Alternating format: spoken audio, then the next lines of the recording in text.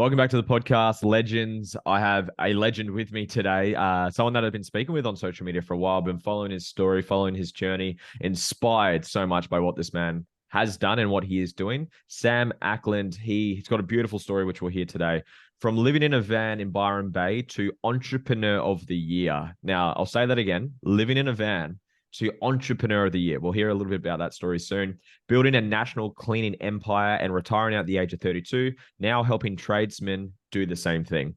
Loves teaching and helping people have purpose and success in both life and business. Sammy, thank you for joining me today, brother.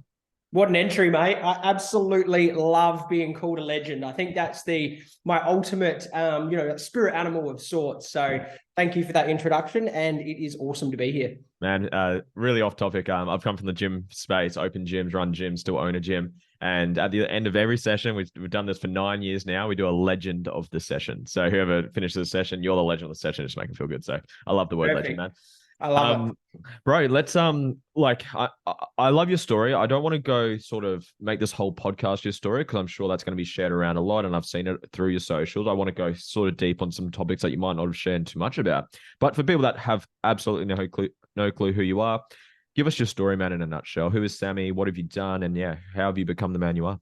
Perfect. Let's reverse engineer it. So last week I retired from Build Clean, our construction cleaning company.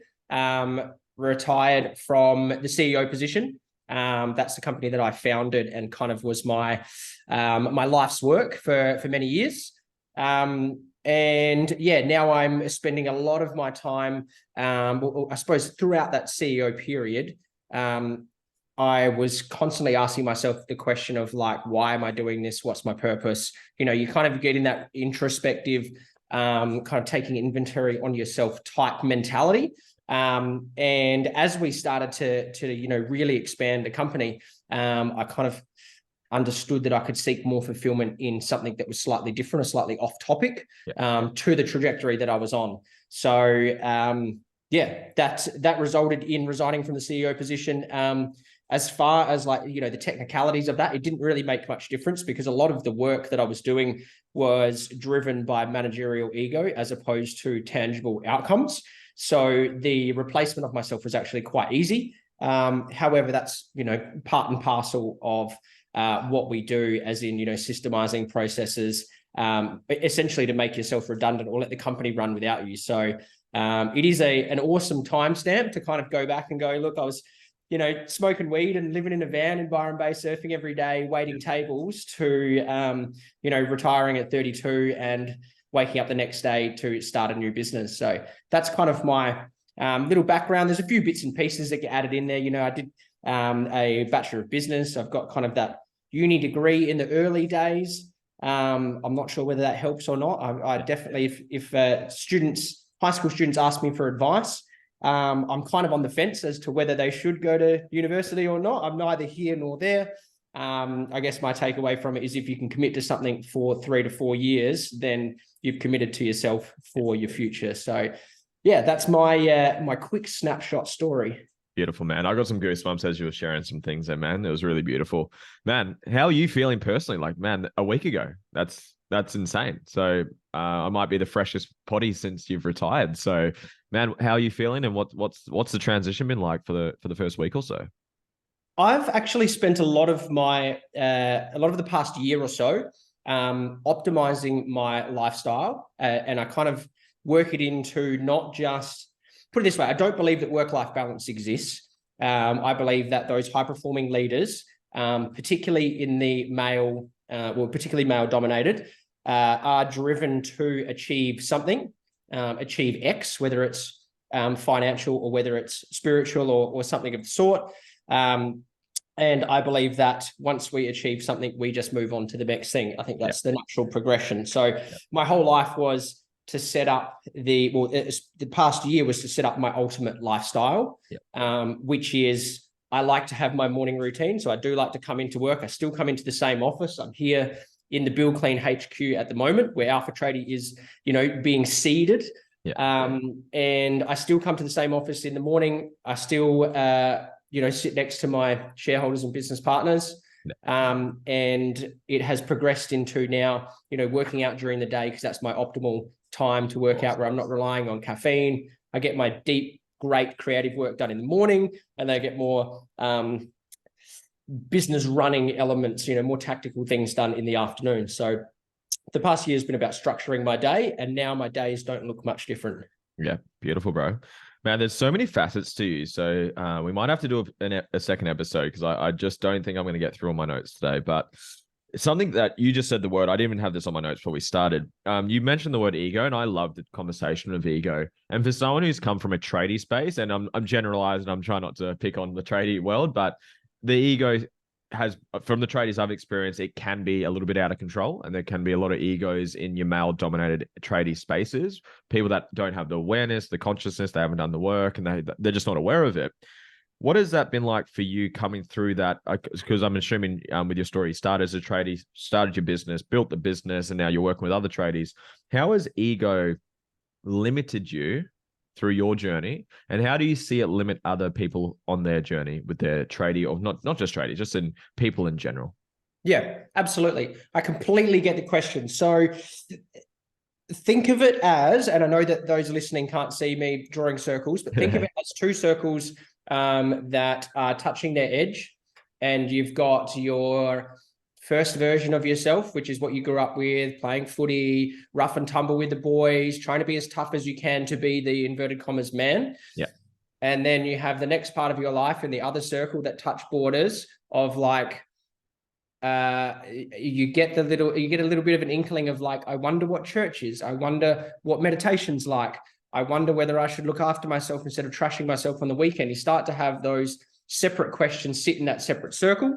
And I think that the closer you can get those circles to overlap with each other, the more whole you become. So there is definitely a massive ego dominance that is at play in highly masculine dominated fields. So whether it's manufacturing or trades. But I think what happens is the guys and myself in that group, grew up in a area where we never spoke about feelings.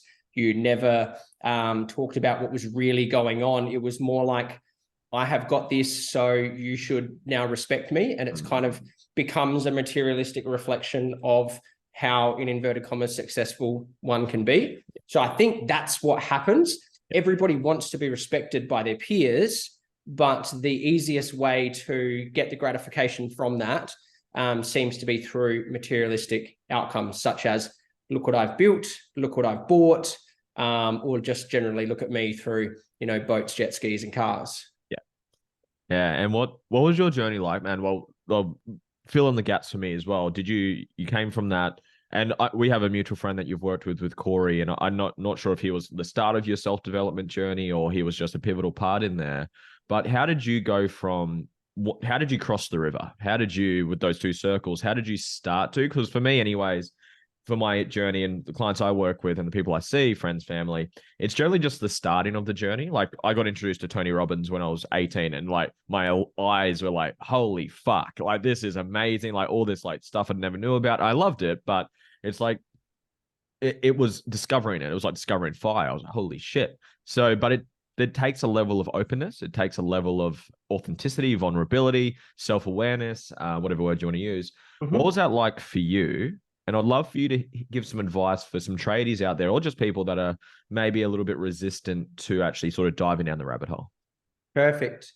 When you said that your kind of journey through that period started with Tony Robbins as the mentor, the figure, mine was Grant Cardone. So you had the spiritual leader, the empowering leader. I had the dollar figure, hypothetical mentor. Yeah. So that pushed me down a path of everything was about how many zeros you could add to what you were doing, regardless of the context. And that led to a very toxic internal voice. Yeah. But the catalyst for change, leading up to the catalyst, there was definitely times when I wondered, is there more to life? What is the meaning of life? As you start to get to your late 30s, those kind of questions do pop up in your brain. You can either numb those with drugs and alcohol, or you can try and seek answers to those questions. But the catalyst to change was the birth of my child. So but pre the birth of my son, I had nothing else to focus on but my wife and my business.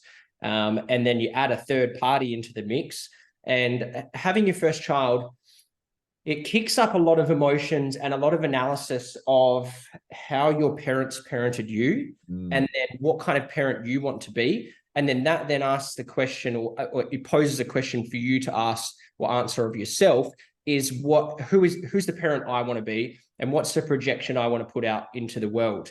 And that's where that catalyst of change happened, when I went, okay, I can't do this on my own. I'm going to go seek help, just like I've had business mentors and business coaches.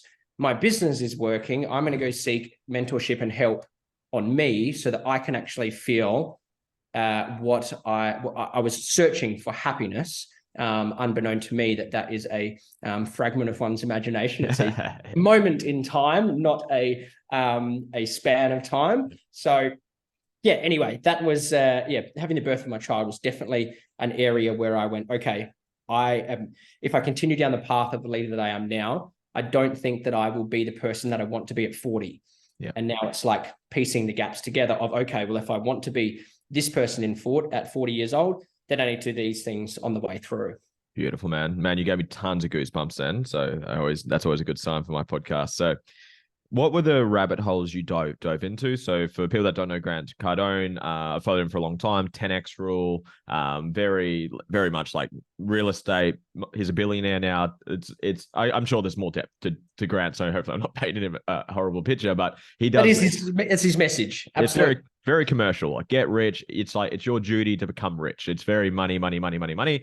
I know, again, I'm trying not to generalize him, but what were some of the things for you, man, that were like really pivotal for you when your first child came into the picture, started to have a bit of introspection? Okay, fuck, like, am I really the parent I want to be? Where are my deficits? Where am I not showing up my best version? Where am I triggered? Whatever was sort of coming up for you, what were the areas you dove into? Was it emotional health? Was it meditation? Was it I know you used the word balance earlier. Was it working on other areas that you were maybe avoiding, or you putting your head in the sand? You mentioned health before we click record on this podcast.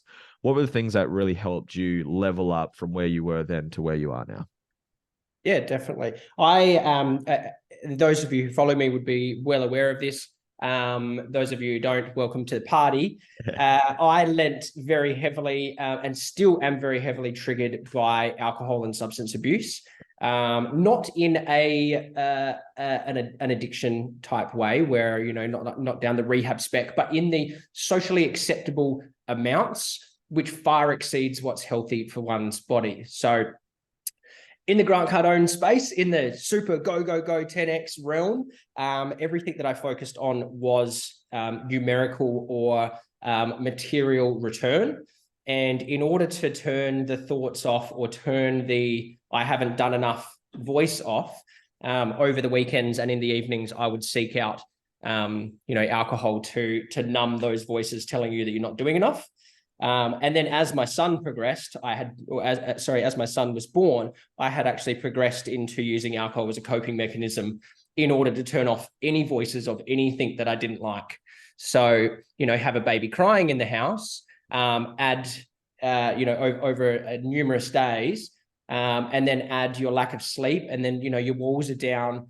And it's a lot easier for you to lean into kind of your temptations. That's where it kind of crept in, and I was finding myself like drinking every day, not making any health gains in the gym, and also being so cloudy and unclear in my own mental space. So I used to be into hunting sports as well. I actually got rid of my shotgun, not due to having suicidal thoughts, but due to the ease at which I could, if that hits hard for everybody at home. So, and maybe not just for myself as well, but anybody in my family, anybody in our vicinity could have that ease of ending any pain that popped up. That's powerful, man. Man, there's so many other ones I want to go into. Off topic for you. What's something that you think about a lot, but you don't get to talk about very often? Ooh. I think about the social norms that we have, and I try to talk to them. Oh, I don't lean into them. But what I'm trying to say is I look at the conversations that I have with people. Let's take a real simple example. I will, and only recently I've acknowledged that this is an internal rule now. If somebody has ample knowledge about our relationship, so friends, family, even people who know us quite well, if they want to engage in a conversation with me on topics such as the weather, I will disengage from the conversation. So that's something that I've been thinking about a lot more, in the fact that I suppose the why for that would be, I'm 32 now. There's only a certain amount of things that I can achieve, do. There's only a certain amount of holidays I can have and conversations that I can have. I'm starting to feel like time's running out. Yeah. And that's where I'm looking at, okay, well, optimizing time, bring it down to a granular level will be, I want to have great relationships with great people. If somebody knows enough to have a deep conversation with me about anything that's going on, and they choose to have a shallow conversation, I will leave and seek another conversation. Yeah. I relate to that a lot, man. And yeah, for I me, haven't contextualized that yet, but that's the thought that's happening at the moment is, yeah. I can ask me a deep question. I'm happy to go for it. Yeah, man, it's I'm not sure if anyone can relate to this, but to be vulnerable with our listeners and with you right now, that's something I'm still experiencing with family. I've had it with siblings, and like the last couple of weeks has been actually quite an emotional, challenging week for me, just to be able, because I pretty much set a boundary, because it shallow talk, I can dismiss it, move on, doesn't matter. But when it's like then limiting beliefs that then limit the people you hang around, because you absorb those beliefs and that becomes who you are, I'm like, that's like, I can put up with it and I can just ignore. But when I say I can't, it's like, I can't not. It's like if you see a kid drinking poison, you're gonna stop them. Like you're gonna. It's just so. Yeah, anyways, we won't go down that rabbit hole, man. I'd love to talk about your balance, man, between the personal life and the professional life. Something I'm really fascinated in, and something I do a lot of work with my clients, is how you show up in your personal life is how you show up in your business, and your business is an expression of who you are, the leader of the business. So I'd love to know for you, man, what has your relationship taught you, or what has been some lessons that has happened within your relationship that has then translated into you being a better businessman? Open communication, definitely.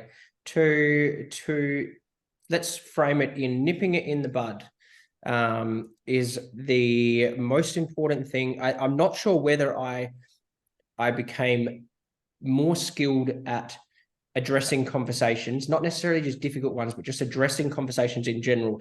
I'm not sure whether it started in business and then was transferred to my relationship, or whether it started in my relationship and transferred to business. Irrespective, my wife and I don't argue. We don't have that kind of, throwing fists and oranges across the room.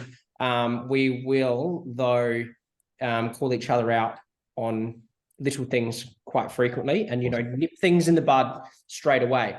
And then that's carried over, well, that is also prevalent in our work, where, we have a range of meetings that we go through, or in Build Clean they do. And, at the end of the vast majority of meetings is conflict resolution, where there's a little section where anyone can go, I don't agree with this. I don't agree with that. This person, you can address somebody in the meeting and say, you spoke to me the other day. I didn't appreciate it. Let's nip it in the bud now and work out what's going on. So, open communication is a massive thing that transfers from both sides. Yeah. And what would you give some practical tips on how to actually have that? Because I can feel from my journey anyways, like I'm someone who would put my head in the sand and just ignore it. Like conflicts, or mum and dad fight, conflict is painful, I don't want conflict. There's all my shit that I've been doing a lot of work on, and I'm grateful to be at a point where, very similar to you, if Georgia, my fiance, does something, it's like you just bring it up straight away. Hey babe, just to let you know that's a boundary. Like, hey baby, just so you know, that's I don't appreciate that. Please just be aware of that for next time. Like, it's taken me like fucking 10 years to get to that point. So what would be some advice for someone who's maybe scared or uncomfortable with having that conversation? What would you say to them? Yeah, okay. Frame it in a way where the other person is not in trouble, or the other person is not the victim. It's just, this is how I feel. Do what you will with this information. But, starting the conversation in, I don't know, say say you got home and your partner didn't give you a hug when you got home. You can call them, you could raise the idea and say, hey, when I get home from work, I'm really exhausted. This is not, you haven't done anything wrong. This is just something that I would like. Would you like to greet me when I get home? It's a pretty poor example, but No, I get it, you man. know, it's acknowledging that the other person's not, well, nobody is right or wrong. However, I could be a better version of myself if you could do this for me, and that may give me more energy to then be able to do more for you. Beautiful, man. Man, without going down that, I saw like I think it was like a short or a reel or something the other day, and it was like little habits and like how they play out over like a long period of time. And like an example is like hitting the snooze button and like how your day, like you probably heard of the first tier, second tier consequences, third tier consequences. And it's like there was an example of like a relationship, like the difference of coming home and your partner's on the couch and you say, oh, say, what up? How are you? Versus like you get up and you give them a hug. And it's like you expand that over a year, 2 years, 5 years. It's like two completely different relationships, different intimacy, different connection. So I love that. I love that you said that, man. That sort of ties into a topic that I've got here as well. It's I'd call that habits, and you've spoken about high performance, and I see that with you. I see that with you, with your business, with you who you are as a man, as a father, as a leader, as a partner. What are some of the habits that you instill with you? You obviously mentioned something about training during the day, waking up, having routines. What are some of the habits that you do, whether it's journaling, whether it's meditating, whether it's planning, whether it's having solitude, whether it's obviously exercise, good food, good sleep? Like, what are some of the things that really make up you as a high performer? Excellent. I fucking love this topic. So right now, at this point in time, and has been for the past, let's span it back 6 months, I don't wake up to an alarm. I don't like the stress of that. Now, I have been a 4:30 a.m. wake up, go to the gym type operator. I have found that I have the privilege to do this now, and I do not wish to wake up to an alarm. So I don't want to commit the rest of my life to waking up to an alarm. What I do, though, is I've got a salt lamp on a timer. So I replicate, and in Adelaide, it's really dark at the moment in the mornings. So I will replicate a sunrise in my room every morning as my way of waking up. So I will give myself a lenience of about an hour each morning to wake up. I'm pretty ritualized on bedtime. That has about a half an hour lenience, depending on when a Netflix episode ends and how many pages of Carl Jung's book I want to read before I fall asleep. But yeah, I'll give myself a lenience or, a period of time to wake up in the morning. And, I'll still be at work by 7:30. And my routine's generally the same throughout that period. But I love the natural wake up. I think it's been an awesome change to be able to almost finish a sleep cycle and wake up when I'm ready to wake up. Yeah. That's what I believe I'm doing. When I talk about sleep cycles, I've been wearing an Oura ring for 2 years now. I love the data. I love the information that I get in response to what I've done. So like sup stacking in the evenings and sup stacking in the mornings, I can generally track a trend of, what's changed, whether I'm improving.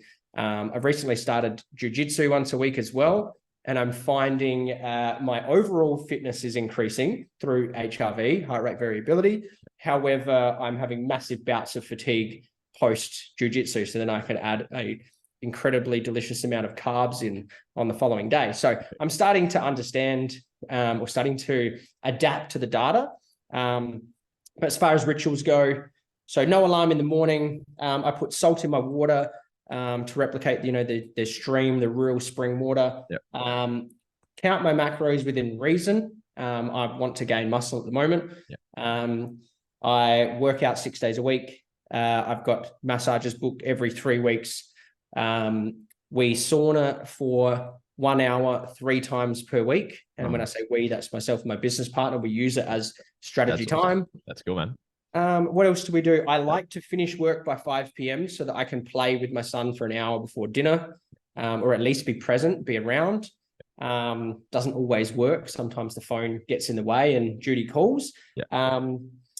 But yeah, that's generally how my days are structured. So I've got 2 work windows either side of going to the gym. Yeah. One's a few hours of deep work. The other one's a bit more analytical stuff. I'd love to know. This is actually a personal question. I'm still fucking around with my routine because I related to what you just said. Like I'm a fourth. I've come from the fucking fitness industry, man. So I'm taking the class at 5 a.m. So I've got to be there 4:30. So I'm getting up at like fucking whatever 3:30 even sometimes. And sometimes I feel like not obliged, but I see everyone wake up at 4:30, wake up early, start your day, and go train first. But sometimes it works, and sometimes I'm like, yeah, fuck yeah, I'm in the flow. But sometimes like, well, I don't know, maybe wake up and work straight away. And I hear like a Hormozy, I'm wearing this hat for anyone that's not watching the video. I know he works out midday. What's been the difference for you, just even for, because I'm really considering hearing this conversation, changing my workout to midday instead of like in the morning, because I feel like I have to do it in the morning. What's that been like for you, just changing the workout to sort of midday? It's been massive. And the reason it's been massive is because of my inkling, my delight, my love for caffeine. Yeah. And in the mornings, Can't relate. I just don't think it's really good for your, and you might be able to correct me if I'm wrong, your adenosine receptors to come back to normal once you've woken up, to wake up and pound as much pre-workout as you can. I don't think that's a really sustainable way to wake up.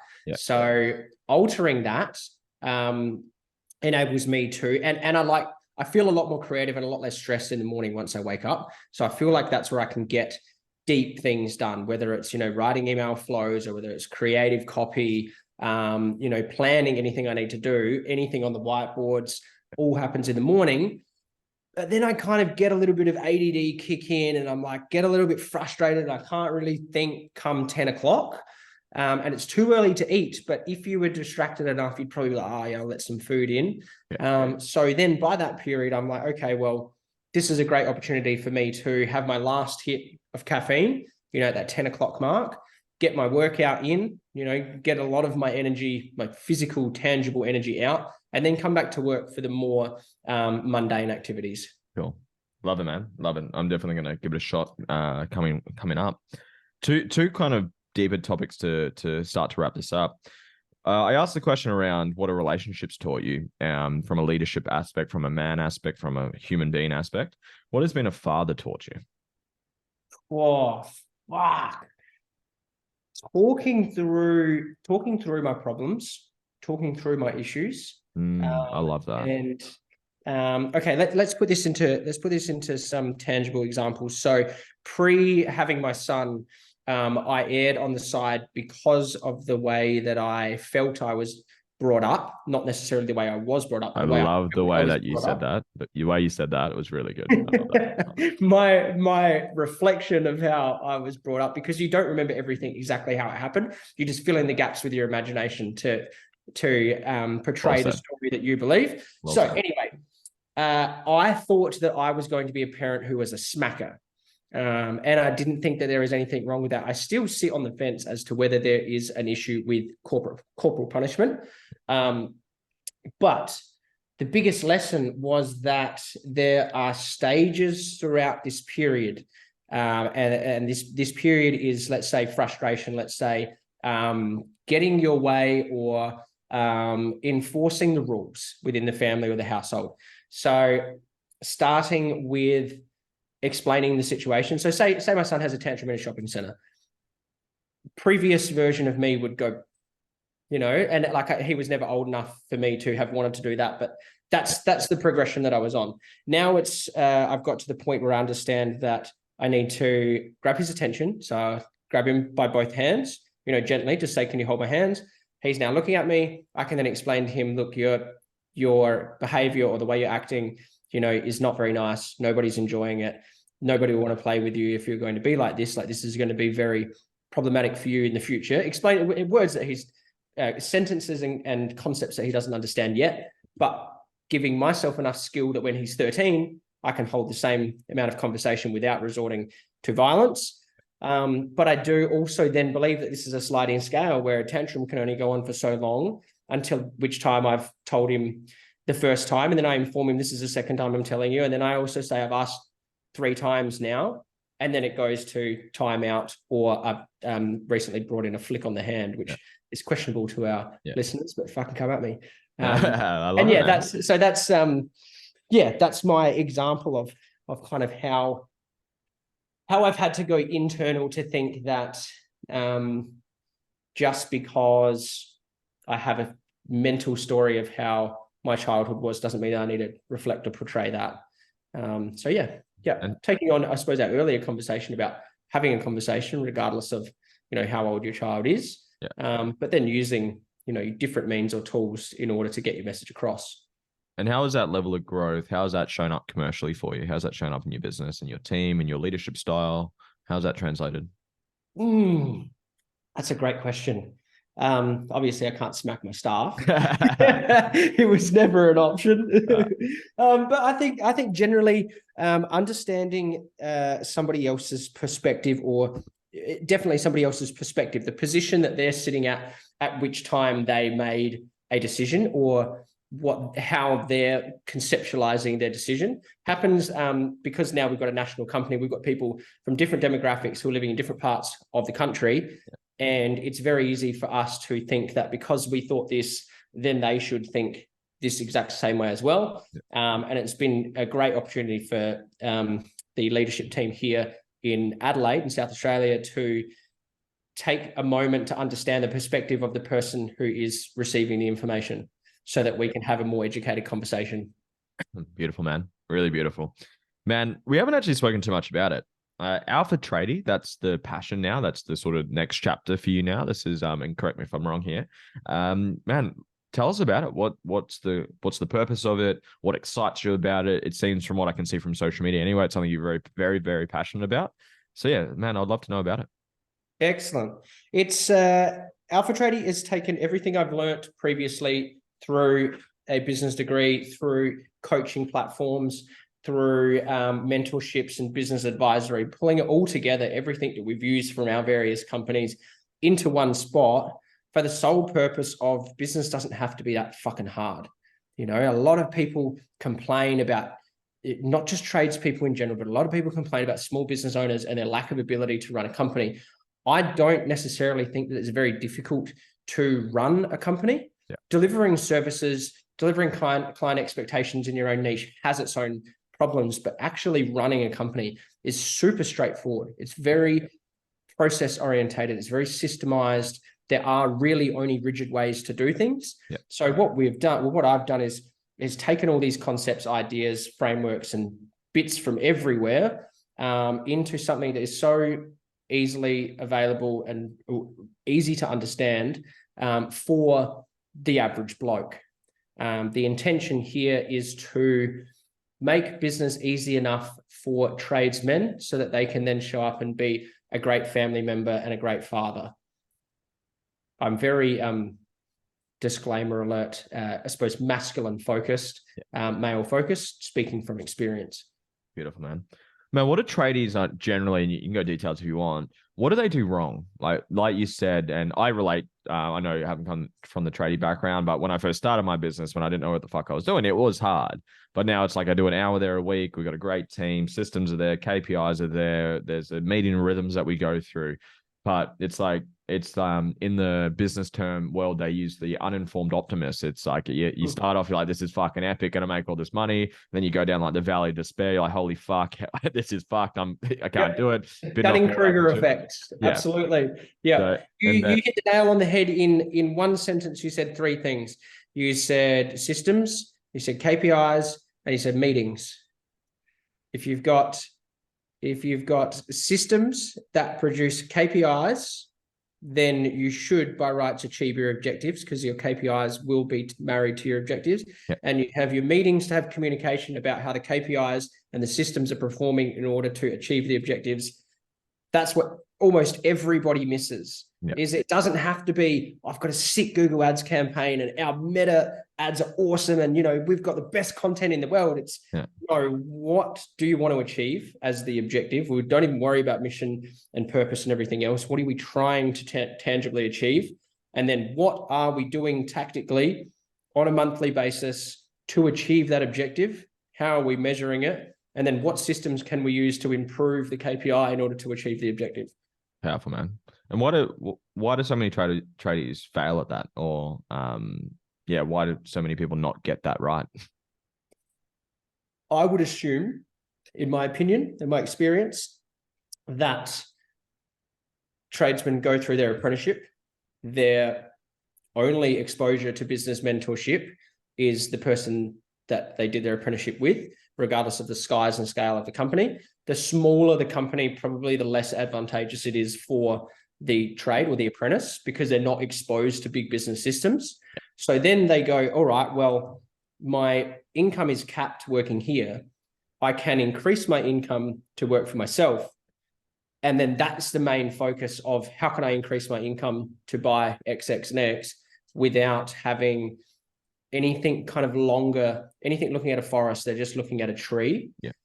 As in, like, they're not going, I want to do this so that I can, reduce some of my workflow so I can spend time with my family, so that we can go on nice holidays a few times a year, and, build a bigger picture. I think it's more like hunting the dollars was the driver to get into working for yourself.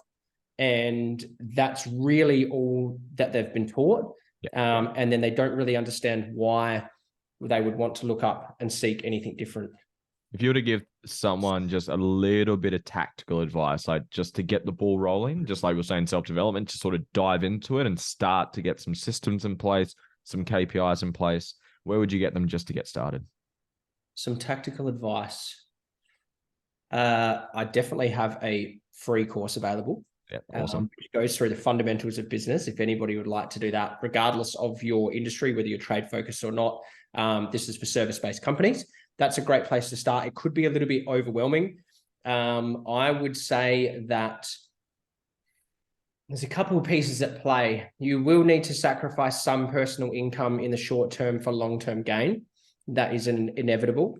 So in order for you to scale up a company from 1 to, let's say you're sub 5 people, in order for you to scale up to double or triple or 10 times that, you will need to take some form of personal income cut in order to feed the engine or the economic engine of this company to grow further. More prevalent, the smaller you are, the more income cut you'll need to take in order to pay someone else to do your roles, so that you can then feed in a sales pipeline and so on and so forth. So also a little piece of advice that it is good to be hated and hated on.